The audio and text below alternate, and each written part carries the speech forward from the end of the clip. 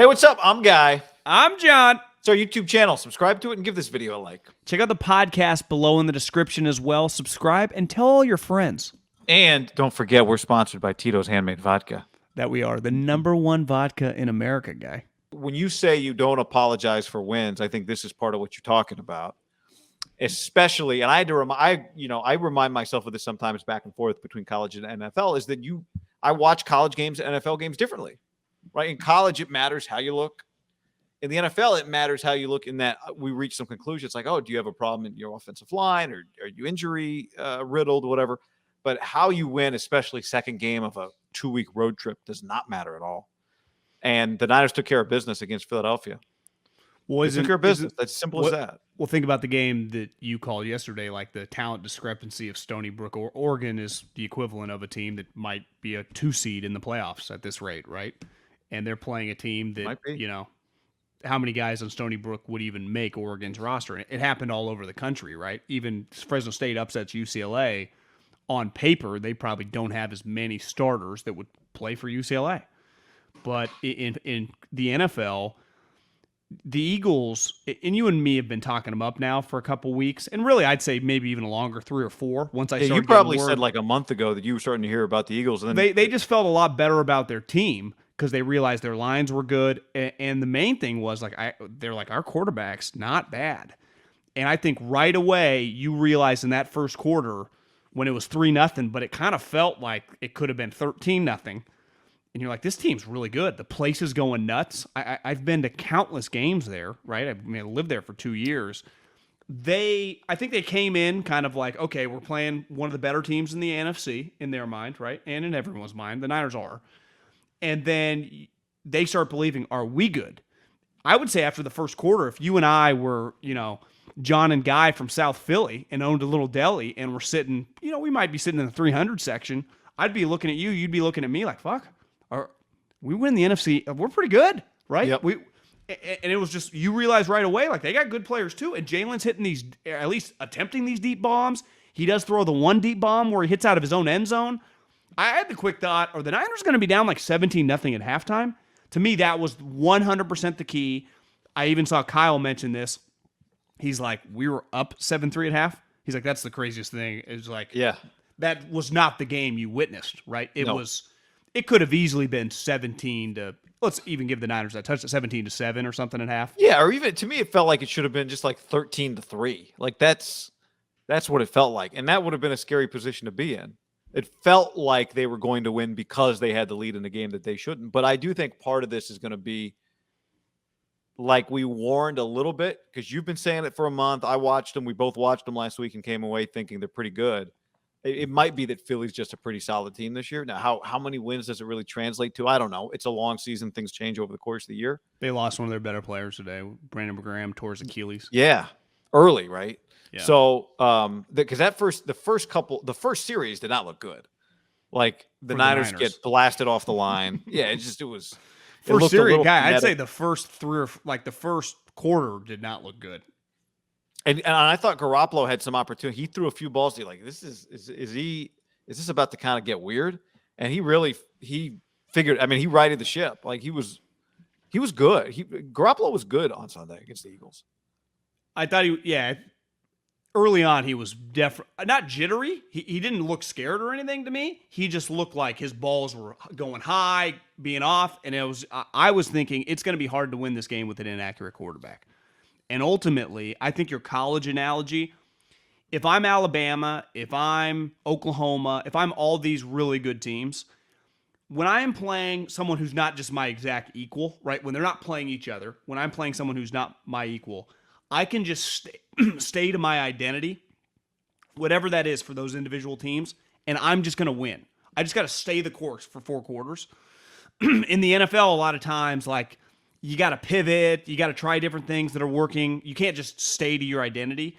And Kyle consistently, in this game, he easily could have pivoted. Now, he was lucky because they didn't score touchdowns, right? They played great situational football. They were able to get off the field after they hit the deep bomb and hold them to, I guess it turned them over on downs. Remember, they got a huge goal line stand.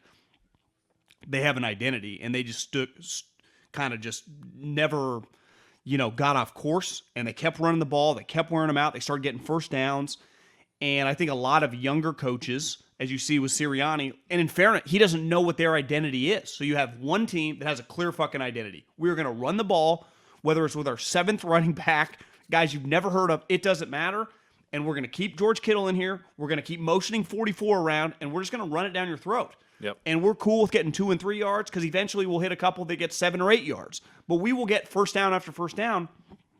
And as Javon Kinlaw said, which I think is a little overzealous for a guy that made his first appearance this year and is only in his second year, said they folded. I don't think they folded. I just think that they imposed their will on a team and just won that way. Like it was ultimately you won 17-11. Like I don't think they tapped out or whatever. You just kind of were able to push them around eventually because you have something that you do that you've mastered, right? The zone, right. their running scheme. But it takes, and I think this is where you give the Eagles a break on it, right? You have to have done it and won with it, especially when it's a run, when it's running the football that you rely on. You have to trust because you're not going to score, right? You're not going to score 21 points in 4.5 minutes necessarily, and all of a sudden now the Niners can't do that. We know they can, but you have to trust that this over 4 quarters is going to work. And the way you trust that is that over the course of a season and a few seasons. John, let's take a moment to tell the people about MyBookie.ag, promo code HAM1. You want to gamble on Monday Night Football? MyBookie.ag. Use the promo code HAM1. Get your gamble on. And don't forget, get in our DraftKings League and sign up with the code HAM there. Yep, you just download the DraftKings app, use the promo code HAM when you sign up, get in our league. You see it work. But you can't do it, too, when you're down big. If they would have been down 17-0 in the first half, they might have had to get a little more pass happy. Right. To me, once they were only down 3-0, but it felt like, it feels like they're down 2 touchdowns. The score does dictate how you can stay kind of true to what you're doing. And you could argue sometimes with less experienced coaches, the feel of a game can throw them off. Or it's just, you're okay. You're okay. Even though it's like, I'm thinking they're not okay. Are they going to lose? But that goal line stand was really, and it goes back to what Belichick said. Because you would text me, and I'm thinking the same thing about, like, God, D'Amico, this is not looking great. I'd say the first 20 minutes of the game.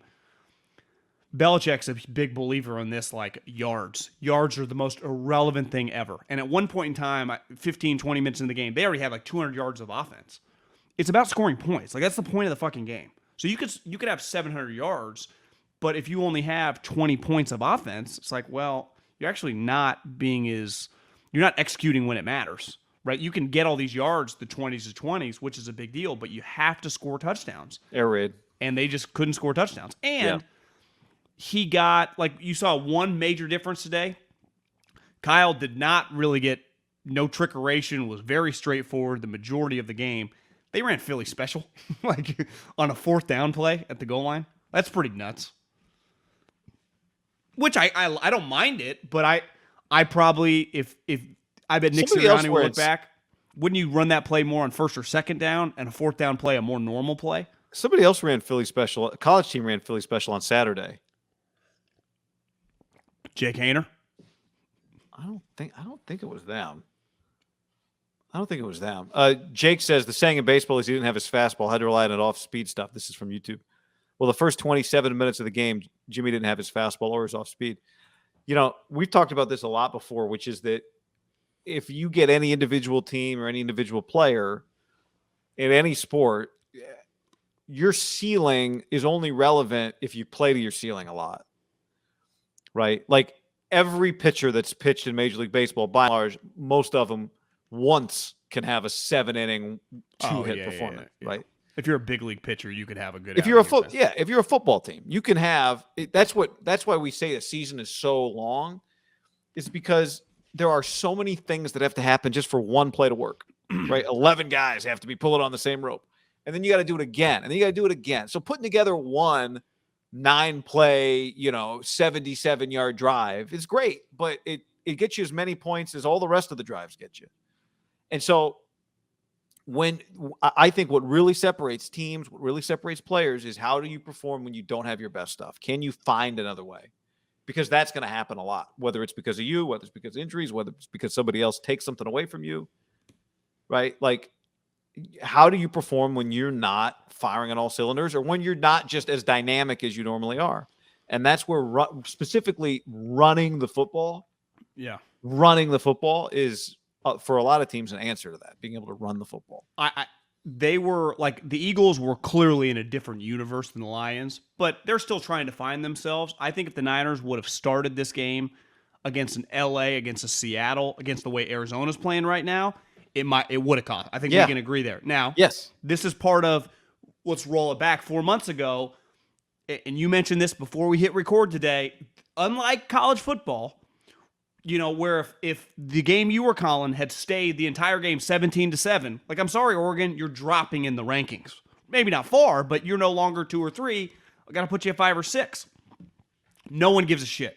The only people that run top, 32 rankings, power polls, don't mean anything to anyone. It's just the media doing it for their own money. It has nothing to do with anything like the polls do in college football. You don't get any style points. You can win a game 2-0. You can win a game 50-0. You can win a game 21-20. It's just irrelevant. You just have to win. All you look up is who's 2-0, who's 0-2, and who's 1-1 right now. No one. Now it's on the coaching staff and stuff to improve what you have. But going back to when the schedule came out, you had to go 2-0 in this. And what we realized this week, this game was going to be harder than we had thought. And we didn't, I had thought that, but once we saw them play, we said, okay. And then the only thing that mattered going into the Eagles, whether it was ugly, whether it was pretty, whatever, we didn't want injuries, obviously. No one wants that. I don't want any of these. There was way too many injuries going on in the NFL. But you just had to fucking win. And they did. And that place is tough. Couldn't you feel the crowd and the place was rocking? Early in the game, absolutely. They take the football seriously there. Penn And State, it's a big football area, that region. It was a physical game too, right? Yeah. It was a physical game. Big time. So, to now, there are things, as we'll talk about, like the schedule. The reason, as you said, you had to be 2-0 is because what you got coming up is Green Bay and Seattle and Arizona. And then you hit a bye and then you got Indy. And so this is why last week I said the Jalen Hurts game, it's kind of a litmus test for you.